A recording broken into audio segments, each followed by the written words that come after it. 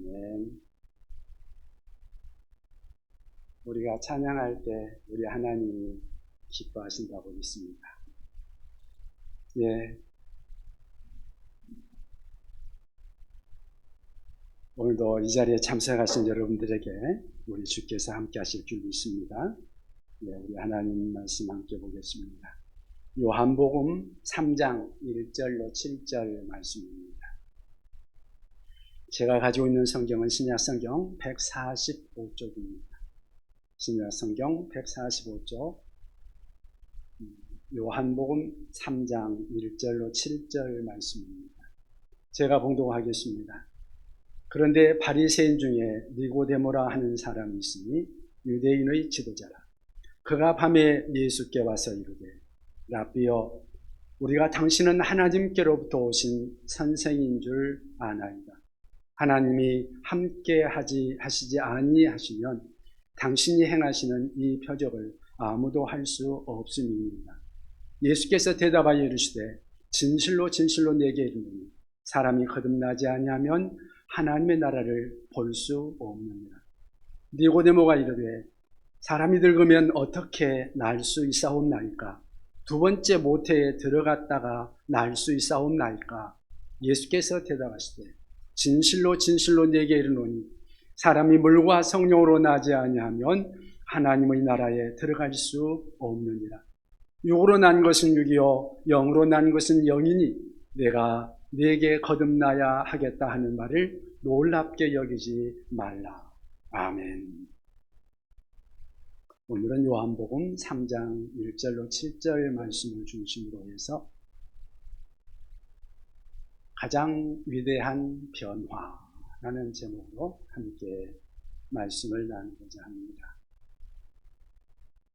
1970년대 미국 대선 후보 중에 한 사람이 선거 캠페인 중에 그 도중에 연설하다가 한 한마디의 말 때문에 미국 전체가 상당히 그것 때문에 논란이 되었던 그런 말이 있습니다. 그건 뭐냐면 당시 미국의 민주당 대통령 후보였던 지미 카터가 후보 연설 가운데서 나는 거듭난 그리스도인입니다. 그렇게 말을 한 데서부터 시작됐습니다. 그런 말을 하니까 상대방 후보가 그럼 당신만 거듭나고 나는 거듭나지 않았단 말이냐? 거듭났다는 것은 도대체 무엇을 의미하는가? 거듭났다는 것을 어떻게 알 수 있는가? 그런 논쟁이 불붙기 시작한 겁니다. 미국은 기독교 문화잖아요. 그러니까 미국의 온 언론들 그리고 신학자들, 목회자들이 총동원되어서 거듭남의 의미를 저마다 정의하고 해석하기에 이르렀습니다. 그런데 오늘 우리가 함께 읽은 성경 본문, 이 본문이 바로 거듭남의 의미를 다루고 있는 본래의 원문이라는 사실입니다. 인간은 누구나 변화의 갈망을 안고 인생을 살아갑니다. 그래, 내 인생 이렇게 지금처럼 마냥 살아갈 수는 없지. 나도 뭔가 변화되어야 할 텐데. 그런데 내가 정말 변화될 수 있을까? 내 인생을 다시 시작할 수 있을까? 하는 그러한 어떻게 하면 내가 진정 변화가 시작될 수 있을까 하는 그러한 생각들을 갖는 분들이 계시죠. 성경은 이런 인간 내면의 본질적인 변화, 그 본질적인 변화를 가리켜서 다시 태어남 또는 거듭남이라고 말합니다. 또 한자어로는 중생이라는 말을 하기도 하죠. 중생, 거듭남. 다시 태어난다. 사실 쉽지 않는 말이기는 합니다. 그런데 성경은 이런 위대한 변화, 내면으로부터의 변화, 다시 태어남, 이것이 가능할 수 있다. 그렇게 말씀하고 있습니다. 그렇습니다. 우리가 오늘 성경 본문은 인생에서 가장 중요한 거듭남의 명제를 둘러싼 세 가지의 중요한 질문을 다루고 있습니다. 다시 한번 하면 누가 거듭나야 하는가? 왜 거듭나야 하는가? 그리고 어떻게 거듭날 수 있는가 하는 것입니다. 오늘 그 세 가지를 함께 생각을 해보기를 원합니다. 첫 번째로 누가 거듭나야 하는가? 우리가 거듭나야 한다 그렇게 말하면 세상 사람들은 흔히 깡패는 거듭나야 된다, 뭐 조폭은 거듭나야 된다, 사기꾼이나 장녀는 거듭나야 된다, 범법자들은 분명히 다시 거듭나야 된다, 당연하다 그렇게 말할 수 있겠습니다만은, 그런데 그것이 과연 나와는 무관한 말인가 하는 것이죠. 정말 나는 그런 종류의 사람과 다른 거듭남이 필요 없는 사람인가? 거듭나야 할 그런 특별한 악한 종류의 사람이 있는 것인가? 1961년도에 이스라엘 예루살렘 법정에서 2차 대전 당시 그 유대인들을 잡아 죽였던 그 홀로코스트 학살의 직접적인 책임자였던 히틀러의 오른팔 역할을 했던 아이히만이라는 사람의 재판이 진행되고 있었습니다. 아마 그 이름 기억하는 사람들도 있을 거예요.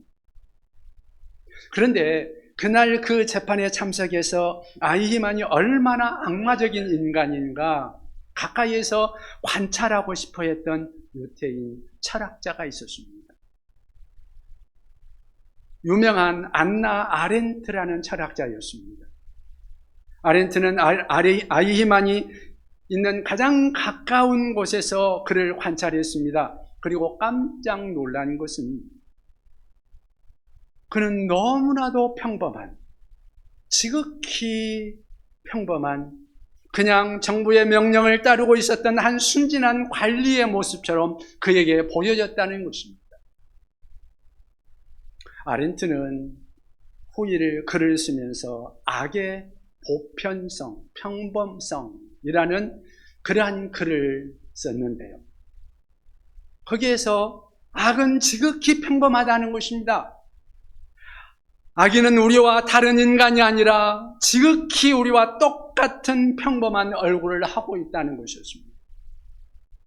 그는 특별히 악인이 따로 있는 것이 아니라 인간의 마음속에 이런 평범한 얼굴이지만 악할 수 있는 요소를 가지고 살고 있다는 것입니다. 여러분, 전에 우리 온 나라가 시끄러웠던 사건 중에 최순실 씨가 국정농단을 했다 해가지고 나라가 굉장히 시끄러웠던 적이 있었죠. 그 사람이 얼마나 악한 사람일까? 그가 재판장에 나왔을 때 많은 사람들이 그것을 지켜보고 있었죠. 그런데 검찰에 불려나와서 포토라인에 서서 울먹이면서 죽을 죄를 졌습니다. 그렇게 말할 때 여러분 그때 보신 분들은 기억하실 수도 있을 것입니다. 그 흐느끼면서 말하는 그 모습, 어쩌면 우리 주변에서 언제든지 목격할 수 있는 평범한 아주머니의 모습과 별로 다를 것 없지 않았어요? 저는 그런 생각이 들었습니다. 그때 그 광경을 본 어떤 분이 그런 말을 했습니다. 그날 내가 내 마음속에 관찰한 놀라운 깨달음이 있었다면 내 안에도 최순실이 살고 있다는 것이다. 그걸 깨달았다는 거예요. 내가 만약 VIP 권력자를 아무 때나 마음대로 만날 수 있고 통제할 수 있다면 나라고 그 여인과 전혀 다른 모습으로 인생을 살 수 있었을까? 나에게는 과연 권력욕을 이용하고 싶은 그런 마음이 없었을까? 그런 깊은 질문이 자기 속에서 계속되었다는 것이죠. 여러분들은 다르십니까? 우리는 좀 특별한가요? 어떤 특별한 악한 사람은 거듭나야 하고 우리는 그런 악이 없는 것인가요? 그렇다면 예수님은 뭐라고 말할까요? 오늘 본문에서 예수님이 거듭나야 한다고 말씀하고 있는 이 사람, 과연 얼마나 악한 사람이었을까요? 그 대화의 파트너, 그는 도대체 누구였을까요? 성경은 그의 이름이 니고데모라고 이름을 밝혀서 기록하고 있습니다. 1절에 보면 그는 하나님의 백성이라고 자부하던 선민이었던 유대인들의 지도자였습니다. 그리고 사회적 도덕적인 리더였던 사람이었습니다. 하나님의 율법인 토라를 관리하고 해석하고 가르치던 종교적 바리새인이었다고 기록하고 있습니다. 10절에 보면 그는 이스라엘의 선생이었다고 기록합니다. 교회에 목사가 있는 것처럼 유대교에도 랍비가 있거든요. 그런데 그런 랍비의 위치에, 선생의 위치에 있었던 사람이라는 거죠. 그런데 그런 사람에게 예수님은 뭐라고 그랬냐? 네가 거듭나야 하리라. 너 거듭나야 한다. 그렇게 니고데모에게, 그러한 훌륭한 사람에게 우리 예수님께서 거듭나야 한다고 말씀하셨다면 이 거듭남의 명제, 이것은 나와는 상관없는 것일까요? 여러분, 누가 거듭나야 할까요? 바로 내가 거듭나야 하는 것이죠. 우리 모두가 다 거듭나야 할 사람들이시죠. 여러분, 자기 자신을 돌아보며 나는 과연 거듭났는가? 한번 돌아보시기 바랍니다. 두 번째 질문, 왜 거듭나야 할까요? 왜 거듭나야 할까요? 거듭나야 하는 이유가 뭘까요? 본문에서 우리가 발견할 수 있는 두 가지 대답이 있습니다. 그 하나는 예수님이 강조하셨기 때문입니다. 예수님이 거듭나야 한다고 몇 번씩이나 말씀하고 있기 때문에, 길지 않는 짤막한 본문에서 예수님은 3번씩이나 거듭 또 거듭하며 거듭나야 한다고 말씀하십니다. 우리 3절 같이 한번 읽어볼까요? 3절 같이 읽어보겠습니다. 예수께서 대답하여 이르시되 진실로 진실로 내게 이르노니 사람이 거듭나지 아니하면 하나님의 나라를 볼 수 없느니라. 사람이 거듭나지 아니하면 하나님 나라를 볼 수 없다. 그리고 5절도 계속 읽어볼까요? 예수께서 대답하시되 진실로 진실로 내게 이르노니 사람이 물과 성령으로 나지 아니하면 하나님의 나라를 들어갈 수 없느니라. 사람이 물과 성령으로 나지 아니하면 하나님의 나라에 들어갈 수 없다. 7절도 같이 읽어보겠습니다. 7절입니다. 내가 네게 거듭나야 하겠다는 말을 놀랍게 여기지 말라. 내가 너에게 거듭나야 하겠다고 말하고 있는데 이거 너 놀라고 있는데 놀랍게 여기지 마라. 이 거듭남의 명제를 예수님이 얼마나 중요하게 여겼으면 이 짤막한 대화 속에 3번이나 반복하셨을까요? 우리도 대화 속에 내가 강조하고 싶은 말은 그 말들이 반복해서 우리가 말을 하게 되잖아요. 그만큼 예수님께서 거듭나야 한다는 것이 그만큼 중요했다는 거죠. 지난 세기에 영국과 미국에서 세계적인 전도자로 활동했던 사람 가운데 조지 휘필드라는 분이 계십니다. 그 휘필드 목사님이 가장 좋아하는 설교가 있는데 전도 설교 중에서 그분은 거듭나야 한다 하는 설교를 그렇게 좋아하고 많이 하셨다고 그래요. 그리고 그렇게 하면서 많은 사람들에게 영향력을 끼쳤어요. 그 설교에 감동을 받은 한 청년이 휘필드의 집회마다 따라다니면서 자원봉사를 하게 되었습니다. 처음에는 너무너무 좋았는데 시간이 경과되다 보니까 그 목사님이 어디를 가나 똑같은 설교, 특별히 거듭나야 한다는 설교를 지나치게 반복하는 것을 보고 마침내 시험에 들었습니다. 그날도 목사님이 똑같은 설교 메시지를 전하고 강단에서 내려오자 목사님을 붙들고 물었다고 합니다. 목사님, 어쩌자고 똑같은 설교 거듭나야 한다고만 반복하십니까? 그러니까 그 목사님, 알고 싶은가? 예, 알고 싶습니다. 그러니까 휘필드 목사님이 그 청년을 향해서 그렇게 말씀하셨답니다. 내가 왜 거듭나야 한다고만 반복하는지 아는가? 그것은 당신이 거듭나야 하기 때문이야. 여러분, 설교 많이 듣는다고 해서 거듭나는 것이 아니죠. 하나님의 말씀 앞에, 그 말씀을 듣는 그 말씀 앞에 우리가 어떻게 반응하고 어떻게 결단하느냐에 달린 거죠. 그래서 내가 그 말씀을 그대로 받아들이고 그 앞에 결단할 때 거듭남의 실제 실현을 가져올 수 있는 거죠. 우리가 거듭나야 하는 또 하나의 중요한 이유, 그것은 거듭나지 않으면 하나님 나라에 들어갈 수가 없고 볼 수도 없기 때문에, 하나님 나라에 들어갈 수도 볼 수도 없다. 거듭나지 않으면.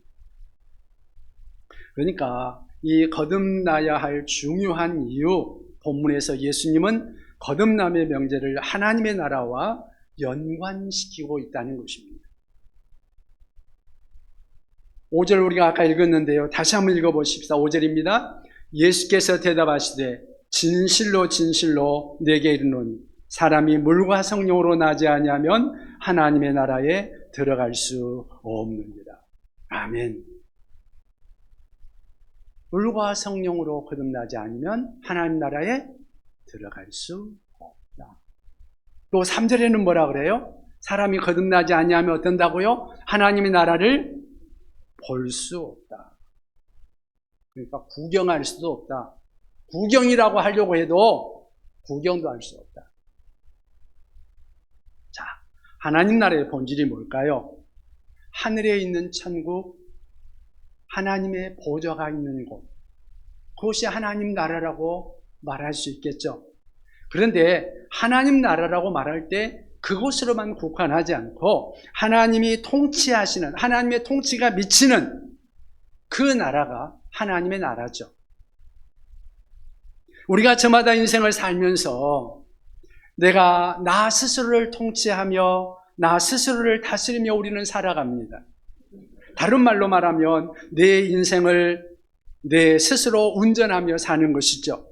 그런데 어느 날 내가 계속해서 방황하고 사고를 일으키자, 야, 이렇게 해서 되겠냐? 그리고는 이렇게 해서는 안 되겠다 싶어서, 야, 운전자를 바꿔야 되겠다. 내가 앉았던 그 운전석에 하나님을, 우리 예수님을 앉게 해드리는 거죠. 그러면 그분이 운전을 시작하는 겁니다. 그분이 내 인생을 다스리는 거죠. 그러면 우리의 방황은 끝나는 것입니다. 하나님의 나라가 임하는 거죠. 하나님이 다스리는 것, 하나님의 통치, 그 다스림의 본질은 무엇일까요? 어떤 것일까요? 로마서 14장 7절에 그렇게 말씀하고 있습니다. 하나님의 나라는 먹는 것과 마시는 것이 아니요 오직 성령 안에 있는 의와 평강과 희락이다. 하나님 나라는 세상에서 먹는 것, 입는 것, 마시는 것, 그런 거 아니다. 오직 성령 안에 있는 의와 평강과 희락이다. 이 세 가지 단어가 지금 강조되고 있죠. 의와 평강과 희락. 하나님이 다스리시면, 하나님의 나라가 임하면 의와 평강과 희락을 경험한다고 말씀합니다. 그런데 만약 거듭나지 않는다면 우리는 진정한 의, 진정한 평화, 그리고 진짜 기쁨을 한 번도 경험하지 못한 채 인생을 산다는 거죠. 하나님이 인생의 주인이 되어서 나를 다스리기 시작할 때 내가 지금까지 경험하지 못한 새로운 인생, 새로운 기쁨, 새로운 평화, 새로운 기쁨의 놀라운 통치를 경험하기 시작하는 것입니다. 이 하나님의 나라를 경험하기를 원한다면 어떻게 해야 될까요? 성경은 말합니다. 당신이 거듭나야 한다고요. 거듭남을 체험하고 그 은혜 가운데 살아갈 수 있는 우리가 될 수 있기를 바랍니다. 세 번째 질문. 그러면 어떻게 거듭날 수 있을까? 어떻게 거듭날 수 있을까? 오늘 본문 뒤로 쭉 더 읽어보면 14절, 15절에 아주 중요한 말씀이 나오고 있습니다. 우리 같이 한번 읽어보겠습니다.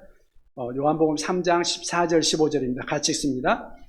모세가 광야에서 뱀을 든 것 같이 인자도 들려야 하리니 이는 그를 믿는 자마다 영생을 얻게 하려 하십니다.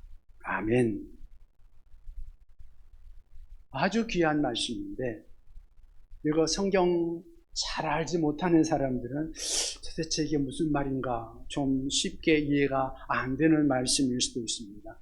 특별히 구약 성경을 잘 알지 못하는 사람들은 이 말에 대해서 잘 이해하기 어려울 수도 있는데요. 이 말씀은 구약 성경의 배경을 가지고 주어진 말씀입니다.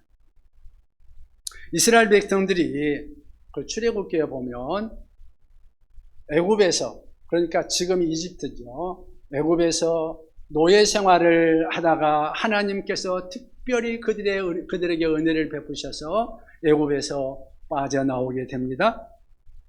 애굽의 노예에서 벗어나서 가나안 땅을 향해 떠나갑니다. 광야를 지나갑니다. 마라에서 그리고 신광야에서 그 광야를 지나갈 때, 여러분 광야를 지나가는데 60만 명이나 되는 사람들이, 아마 남자만 60만 명이니까 전체는 한 200만 명 이상은 됐겠죠. 광야를 지나가는데 먹을 것을 어디서 날까요? 먹을 것이 없습니다. 애굽에서 가져왔던 건 다 떨어져 버렸죠. 그래서 죽게 생겼다고 모세에게 하소연을 합니다. 그때 모세에게 살려달라 그러니까 모세가 하나님께 기도합니다. 하나님 어떻게 합니까? 하나님 살려주세요. 하나님께서 그때 그 모세의 기도를 들으시고 하늘에서 양식을 내려주시는데요. 특별하게 하나님께서 이스라엘 백성들을 불쌍히 여기셔서 선물로 주시는 거죠. 하늘에서 양식을 내려주는데 하나님이 만드신 특별한 양식이에요. 그거는 눈송이 같기도 하고 이슬 같기도 한 그러한 양식이 광야에 떨어진 것입니다. 자, 이 양식, 기적의 양식을 먹으면서 이스라엘 백성들이 얼마나 감격하고 얼마나 감사했는지. 이 만나는 마치 꿀맛 같았습니다. 그리고 마치 기름 섞은 과자 맛 같다고 그들이 말했습니다. 그런데 문제는 메뉴가 바뀌지 않는다는 것입니다. 계속 가도 메뉴가 안 바뀌어요. 똑같은 만나가 매일 내립니다. 드디어 인내가 한계에 달한 이스라엘 백성들이 하나님을 향해서 이제는 우리가 이 박한 식물을 싫어합니다. 그랬습니다.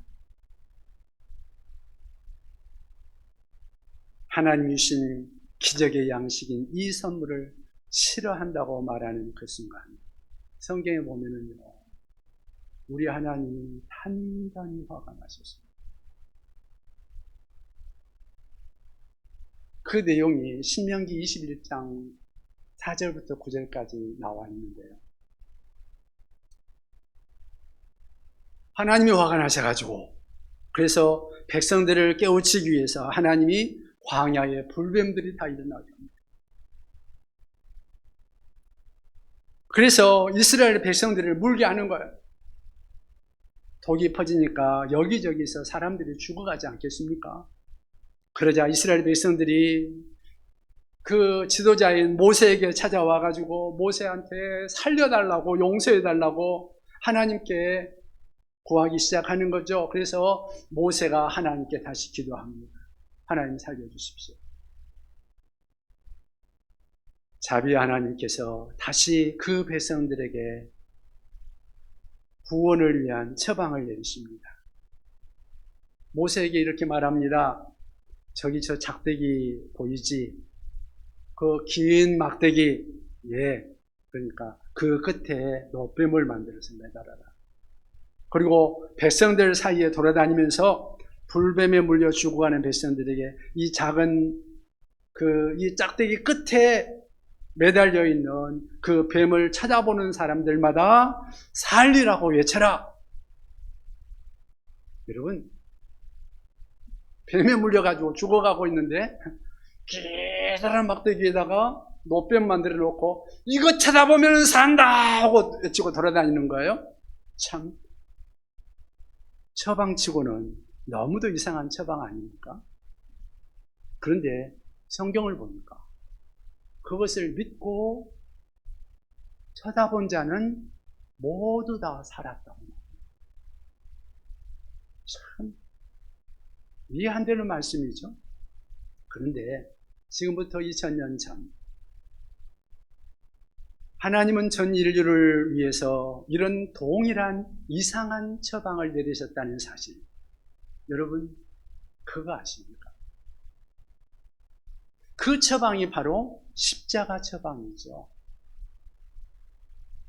자, 볼뱀에 물려 죽어가는 이스라엘의 백성들을 위해서 막대기 끝에 있는 그 노뱀을 매달게 하신 하나님께서 죄로 말미암아 죽어가던 인류에게 하나님의 아들 예수 그리스도를 구원자로 보내시고, 그분이 우리의 죄를 짊어지고 대신 죄인이 되어서 십자가에 매달려 죽게 하셨습니다. 십자가라는 그 막대기에 하나님의 아들이 매달리셨습니다. 그리고 성경은 말하기를 그 예수 그리스도를 바라보는 자마다 살리라, 그가 새로운 생명을 얻으리라, 그가 용서받으리라, 그는 이제 제2의 인생을 새롭게 시작할 수 있다. 이 선언이 바로 복음인 거죠. 14절 말씀을 다시 한번 읽어볼까요? 14절 다시 한번 같이 읽겠습니다. 모세가 광야에서 뱀을 든 것 같이 인자도 들려야 하리니. 바로 이 말씀입니다. 인자는 바로 예수님의 별명이죠. 예수님을 지칭하는 것입니다. 하나님의 아들, 그는 하나님의 아들이신데 사람의 아들이 되어 이 땅에 오셨습니다. 그리고 십자가에 높이 들리셨습니다. 우리가 받아야 할 저주와 심판을 대신 받으시고 십자가에 매달려 피 흘리시고 죽음을 당하셨습니다. 그리고 장사한 지 3일 만에 부활하셨습니다. 그 예수 그리스도를 믿음으로 바라보는 사람들마다 새로운 생명, 영원한 생명을 얻는다. 그가 전혀 새로운 인생을 살기 시작한다. 주님은 말씀하고 있는 것입니다. 이것이 바로 복음인 것입니다. 이것이 바로 거듭남의 복음입니다. 영국이 한때 아프리카 노예 무역을 하던 때가 있었죠. 그때 그 무역선을 타고 다니던 청년 한 사람이 있었습니다. 그는 어려서 어머니를 여기고 선장이었던 아버지를 따라 배를 타면서 아프리카를 왕래하면서 노예를 파는 그 노예 장사의 일을 하고 있었습니다. 그러나 그는 통제할 수 없는 성격의 그 거칠어지는 것을 경험하면서 마치 깡패 같은 사람이 되어서 사람을 쳐서 거의 죽음 직전까지 몰아넣기도 하고 감옥에 가기도 하고, 마침내는 노예를 팔던 그가 노예가 되어서 노예선에서 일하는 처지에 빠지기도 하였습니다. 그런데 그가 나이 23세 되던 어느 날 자기가 타고 가던 배가 파선 위기에 봉착했을 때 폭풍우가 덮치자, 아, 내 인생 이렇게 끝나는구나, 그냥 죄만 짓고 살다가 끝나는구나. 그때 갑자기 자기도 모르게 의도치 않았던 기도가 하나님 앞에 드려졌습니다. 하나님, 저에게 자비를 베풀어 주세요. 한 번만 기회를 주시고 살려주세요. 하나님, 이제 하나님의 아들 예수님 믿겠습니다. 그 순간 그의 마음속에 놀라운 하나님의 구원이 있습니다. 그가 그 설교, 그가 그 일을 경험하고 나서 변화되기 시작했습니다. 그리고 제가 설교 서두에 말씀드렸던 휘필드라는 영국의 그 전도자, 지도자였던 그 목사님을 만나서 성경 공부를 하고 그분의 지도를 받습니다. 그리고 마침내 39살에 목사가 됩니다. 그리고는 그가 나이 54세가 되었을 때 자기가 살아왔던 인생을 살펴보다가 그가 어느 날 깊은 감회에 젖었습니다. 사람을 노예로 팔던 내가 이제는 노예 폐지 운동을 하고 있습니다. 그리고 사람을 패고 죽이던 그 사람이 사람을 살리는 놀라운 일을 시작합니다. 복음을 전해 받아야 했던 그 사람이 이제 복음을 전하는 목회자가 되었습니다. 그 놀라운 은혜들을 묵상하는 그 순간 그는 붓을 들어서 시 한 편을 쓰기 시작합니다. 그래서 탄생한 세계적인 찬송이 바로 Amazing Grace. 우리 찬송가 몇 장인지 아세요? 305장. 나 같은 죄인 살리신 그 찬양이죠. 바로 그 찬양을 만드신 분이 존 뉴턴이라는 목사님 이야기입니다. 저는 그 나 같은 죄인 살리신 이 찬양을 처음 은혜 받고 한 2년 동안은 이 찬양만 부르면 눈물이 나는 거예요. 한 2년은 그랬던 것 같아요. 그래서 사람들 많은 데서는 이거 잘 못 부를 만큼 눈물이 계속 나오는 거예요. 나 같은 죄인 살리신 주의 놀라움, 잃었던 생명 찾았고 광명을 얻었다. 이 찬양이 얼마나 은혜가 되는지 아마 여러분들도 좋아하는 찬양이라고 생각합니다. 이 거듭남의 은혜, 새롭게 인생을 사는 은혜, 이 은혜가 여러분들에게도 필요한 줄로 믿습니다. 오늘 만약 그 예수님을 바라보고 그 예수님을 여러분들의 마음속에 모신다면 바로 우리는 거듭난 삶을 살아갈 수가 있습니다. 우리들 이미 예수 믿는 분이라고 생각하지만 다시 한번 자기 자신을 점검해보고 이 거듭남의 은혜 가운데 우리 주님을 섬기며 우리 주님과 함께 할 수 있는 우리가 될 수 있도록 주님의 이름으로 부탁을 드립니다. 기도하십시다. 오늘 말씀을 생각하며 나 자신의 심령을 다시 한번 돌아보십시다. 그리고 과연 나는 거듭난 사람인가? 그리고 주님은 지금 나의 삶의 중심에서 내 인생의 운전대를